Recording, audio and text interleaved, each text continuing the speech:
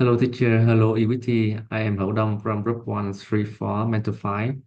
Today I would like to submit my humble day tale, the story of Page Forward. Once upon a time in a small town, there lived a young woman named Lily. One rainy day, her car broke down on a deserted road. Stranded and worried, she was released when a car any payment. Simply asked Lily to pay it forward. Inspired by Tom's generosity, Lily decided to switch groceries and even pay for a stranded coffee.